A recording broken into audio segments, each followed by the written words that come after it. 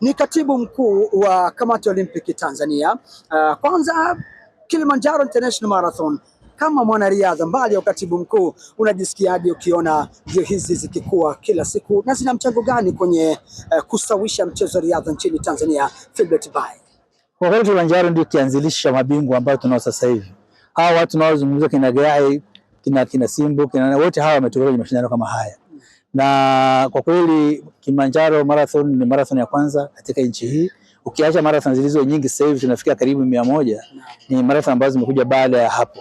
Lakini mpaka sasa hivi kuna marathon nyingi zimejaribu kuwa kama Kilimanjaro, lakini mafanikio yao ni madogo sana. Hawezi kufikia mashindano kama haya.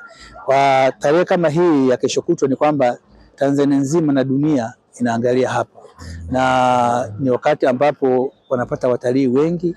Kilimanjaro imefurika, Kilimanjaro inavuna, Kilimanjaro inapata mapato. Kwa hiyo mimi niseme tu kwamba kwa kweli Kilimanjaro, kumshukuru Mungu kwa Kilimanjaro kuwa hapa, Kilimanjaro Marathon kuwa hapa, na ni wakati wao kuvuna, sababu wamefanya kazi kwa muda mrefu. Sasa hivi Kilimanjaro imeleta mafanikio, imeleta baraka, na baraka yenyewe ni kama pamoja na mvua. Leo hatuoni Kilimanjaro, mvua imetanda, na tunategemea pengine tunaomba tu kwamba siku ya marathon isiwepo Jumapili mvua.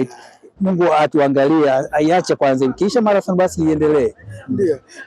na kama katibu sasa kama Olimpiki Tanzania, ninyi mnapokeaje hili kuona mbio za Kilimanjaro Marathon inakuwa kubwa zaidi hivi sasa, kiasi kwamba inafikiriwa pengine mwakani inaweza kaingizwa kuwa miongoni mwa mbio ambazo zitatumika kwa wanariadha kuweza kuqualify?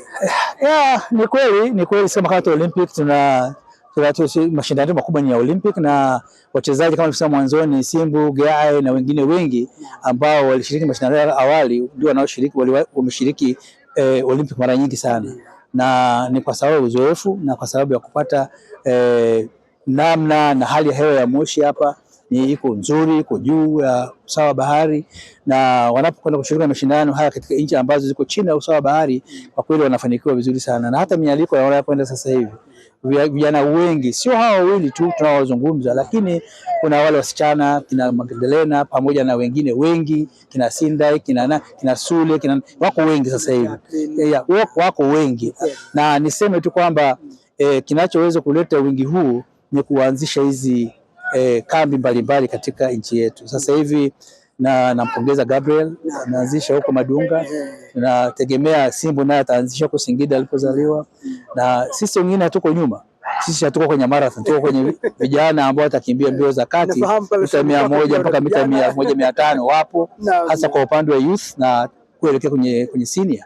Kwa hiyo tukipata vilabu vingi kama hivyo na kambi nyingi kama hizo, kama Kenya walivyofanya sasa hivi au Ethiopia, Tanzania wachezaji wapo na tumewaona katika siku za karibuni wameshiriki mashindano mbalimbali, nchi mbalimbali wamefanya vizuri, na wengine bado wanaendelea, wanahamasika wanapofanya vizuri hawa, kwa sababu michezo ni ajira sasa hivi, michezo ni afya, michezo ni kila kitu. Kwa hiyo mimi niseme tu Kilimanjaro Marathon iendelee kututafutia wachezaji, na marathon zingine vile vile hapa nchini iendelee kutusaidia, sio wafanye tu biashara na charity, lakini vile vile wajaribu kutengeneza hizi talents, waweze kutoa zawadi nzuri, kwa sababu ni ajira kama nilivyosema, na zawadi sio zawadi ambayo pengine iko chini ya kiwango.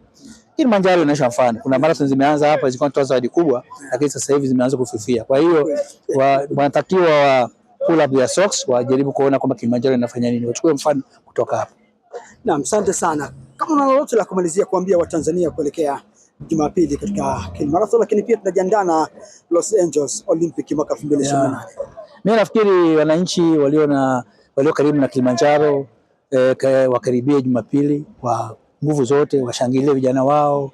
Najua kutakuwa na upinzani mkubwa kutoka jirani zetu Kenya, Uganda na mjini, lakini wasijali, kwa sababu mwaka huu Watanzania wamejiandaa, Watanzania watafanya vizuri.